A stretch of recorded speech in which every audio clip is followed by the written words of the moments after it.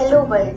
Yesterday, a protest was organized by the Baloch Ekjehti Committee in Quetta for the release of forcibly disappeared individuals, including the Central Committee member of Baloch Ekjehti Committee, Bibal Baloch, his brother Dr. Hamal, the Vice Principal of BMC Dr. Ilyas, Saida Baloch, and several other detainees.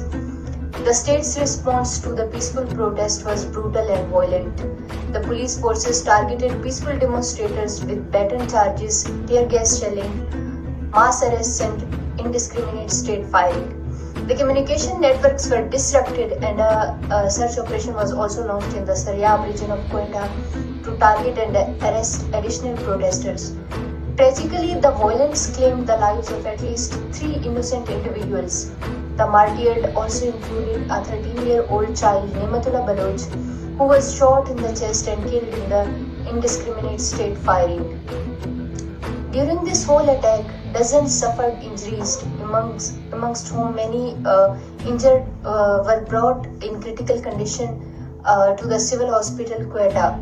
Yet survival was never an option because following the crackdown, the hospital was also surrounded by the security forces and no one was allowed inside.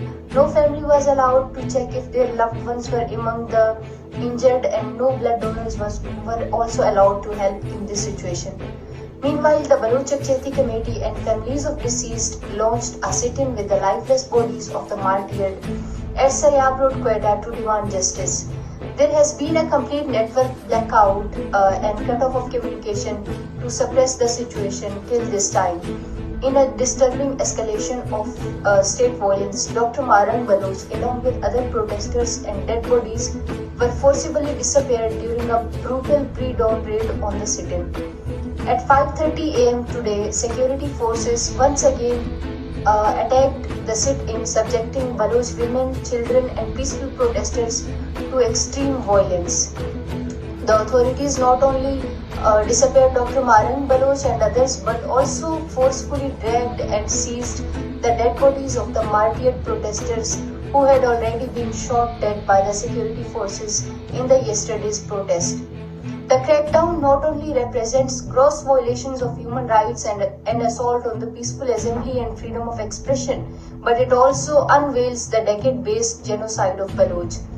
The protest meant to demand return of the disappeared ended up with protesters themselves being disappeared along with the dead bodies of the martyred.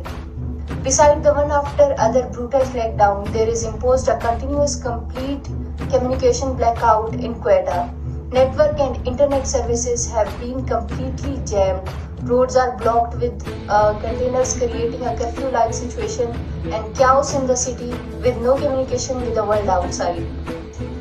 This is raising serious concerns and fear about the situation in the city and safety of the injured protesters and the enforcedly disappeared protesters, including Dr. Marang Baloch.